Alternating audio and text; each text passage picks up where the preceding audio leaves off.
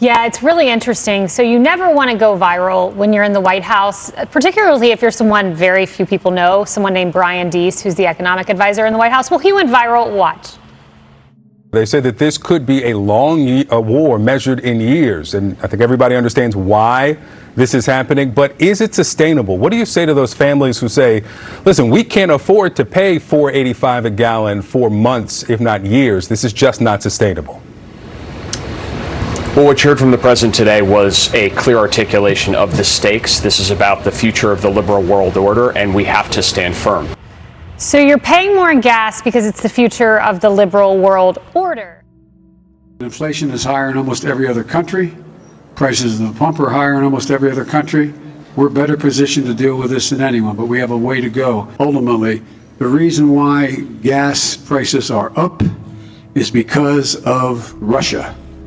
Russia, Russia, Russia. How long is it fair to expect American drivers and drivers around the world to pay that premium for this war? As long as it takes. So Russia cannot, in fact, defeat Ukraine and move beyond Ukraine. This is a critical, critical position for the world. Your Excellency, are you ready for a new world order? I think, Becky, the main problem is if you think of the technology is 21st century, 22nd century technology. What is happening in AI, what is happening everywhere, really. It appears that increasingly the American people do not approve of what this White House is doing. Look, these are uncertain times, and when prices are high, people are understandably frustrated. This is a really big deal, but I'm just so tired of hearing you people talking about where is the pride in America. We just had a full month. We just had a full month of pride, you guys. Oh, wait, that wasn't about being an American. That was about sexual orientation. You can do that for a month. You better do that for a month. Your company better send emails on that for a month. But if you talk about patriotism, that's so old school, old fashioned. What a scary, fast trip from America first to America last. We have, and also remind the American people that even as we go through this challenging period, even as we move through this transition, we also have made historic economic progress. Because it's one of the biggest reveals in history, in political history. They're saying, yeah, you know what? The greater good the greater global good means your suffering doesn't matter. Woke destroys the internal organs of a country. Everybody's fighting each other. Then you have the New World Order, which is the external breakdown. We're fighting a war thousands of miles away, right? And that trumps our gas prices. We're willing to accept perhaps world famine even, and our own local misery for a war that won't end because both sides, according to both sides, are winning, and we're fueling this war at billions and billions of dollars, and there is a price for everything, including war. My mentor on issues of world order is Henry Kissinger, so I'll try to channel him, and forgive me, Dr. Kissinger. But his answer would be, what do you mean no new world order? We have not had a world order yet. What we've had is we've had a Western order that was imposed on the world.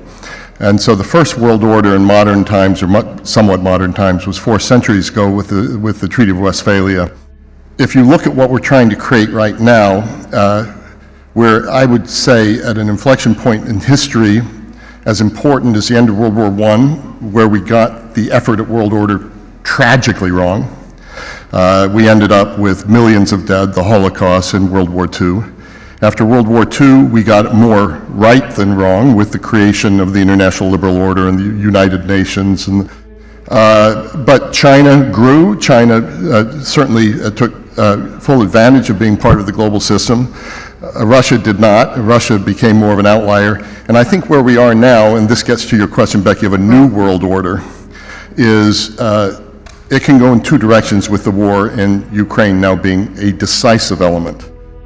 World leaders have stepped up their attacks on China and Russia.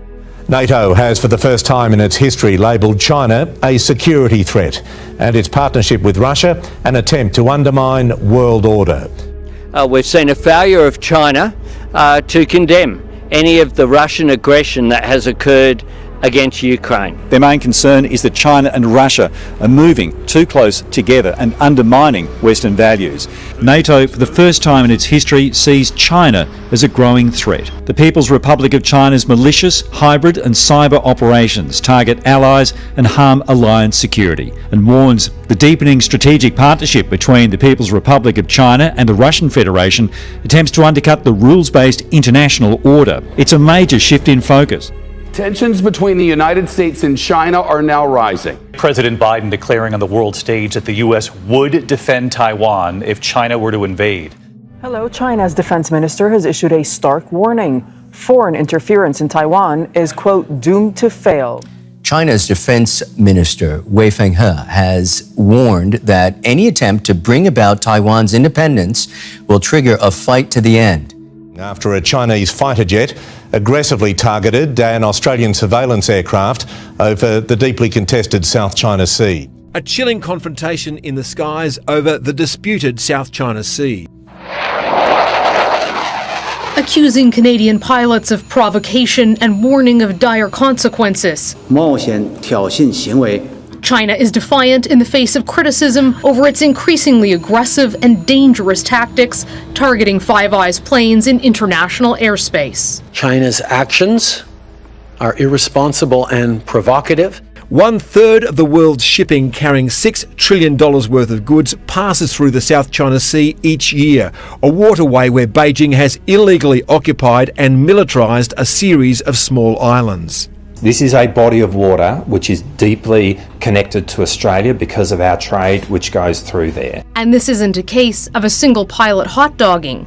Sources say there have been approximately 60 intercepts since Christmas, and nearly half of those have been dangerous. Over the South China Sea, when it was intercepted by a Chinese J-16 jet fighter, which drew very close alongside and released flares. The warplane then accelerated, cut in front of the RAF jet and deployed a cloud of aluminium strips known as chaff, some of which entered the Australian plane's engines. China says the island's reunification with the mainland is inevitable. We will resolutely crush any attempt to pursue Taiwanese independence. Let me make this clear. If anyone dares to secede Taiwan from China, we will not hesitate to fight. We will fight at all costs, and we will fight to the end. This is the only choice for China. But today, Biden was clear the U.S. would be involved militarily. It's a step he's been unwilling to take to protect Ukraine against Russia, but something he now says he would do to protect Taiwan against China. We'll dislocate the entire region and be another action similar to what happened in Ukraine. And so it's a burden that is even stronger.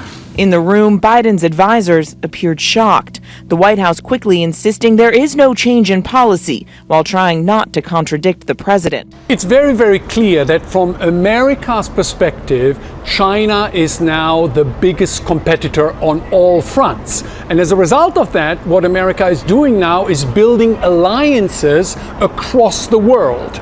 And in 2022, we all know we're living in a vortex of crises, whether it's a pandemic that has killed some 18 million people worldwide, the largest war in Europe since World War II, the challenge to supply lines that has disrupted everything from computer chips to baby food, the highest rate of inflation, in decades, and of course, that existential crisis called climate change.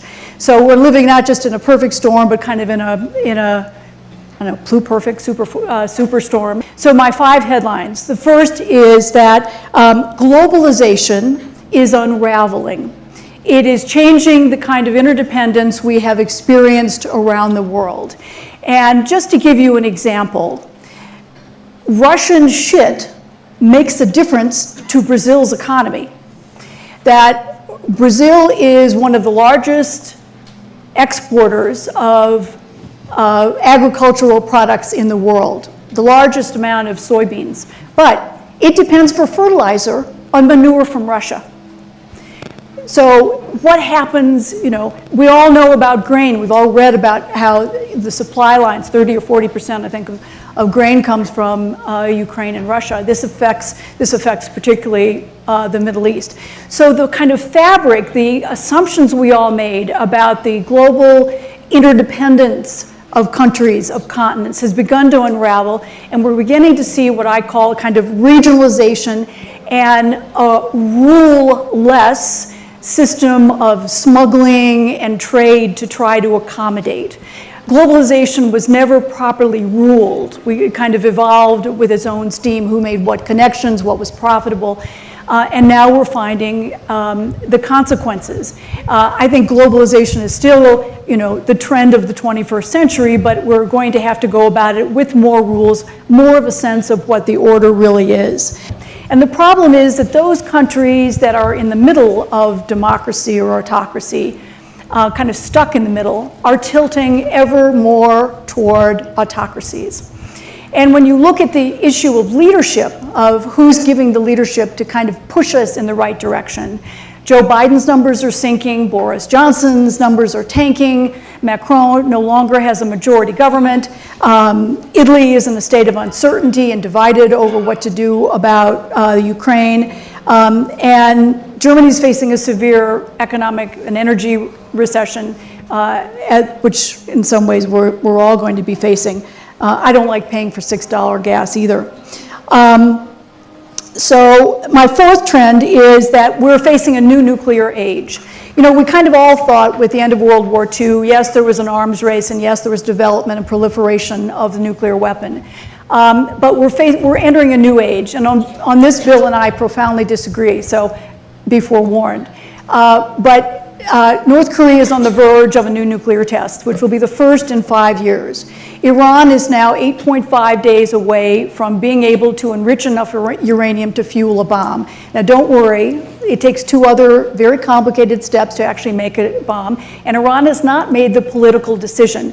But the fact is, we could be in for, a wave of proliferation. The Iran nuclear deal is in profound trouble. There's a last-ditch attempt to save it, but the challenge today is also not just from the Hiroshima and Nagasaki type bombs. The real challenge, which most Americans don't fully understand, is from the smaller scale tactical nuclear weapon that has a range of 300 miles, 500 clicks, because we don't have any country near us that has a tactical nuclear weapon. But Russia has specialized in them. At the time of the Cuban Missile Crisis, we had an 8-to-1 advantage in nuclear weapons over the Soviet Union. Today, Russia has a 10-to-1 advantage over us when it comes to nukes. And so I think it's something that we have to actually think about or be conscious of. That, and there's been a lot of talk about will Putin, use a tactical nuclear weapon, which you don't have to use on the ground. You can use in the air to disrupt communications. You can use it even higher in the atmosphere to disrupt satellite communications, which control, our cell phones, all the things we use. So. And I think where we are now, and this gets to your question, Becky, of a new world order, is it can go in 2 directions with the war in Ukraine now being a decisive element. Either the jungle is back, as the historian Bob Kagan talks, and that we can go into a darker era, or we could go into an era because of the advances of science, advances of technology, that could be one of the most prosperous, promising, progressive, enlightened, moderate, modern eras that we've ever faced. And I think we're in a moment where that's being decided. I wrote a piece in late October saying we're already in World War III. We are already in conflict that extends so far beyond Ukraine, actually, even within the context of Western Europe. But we've clearly been pretty much at war in space, below the surface of the oceans, submarine warfare between superpowers. I wouldn't even say that this has been happening for at least 4 years, and it's spilled over into public view on the ground. But we don't frame it that way. Also, this idea that it's one kind of political organization system versus another, but really it looks to me like old-fashioned superpower conflicts. Where I'm very optimistic, and I agree with you about how to frame the future, what I see as someone involved in technology, someone involved with entrepreneurs and advising governments, I see a future where we genuinely have ubiquity and not scarcity. I see a future where the internet is available for free for everyone in the most remote locations on the planet, for example. And that means the location of power is going to shift. And I see, as a person in financial markets, decentralization of power structures everywhere, in finance, in political power. And in fact, this conflict that we're in right now may be the beginning of that shift.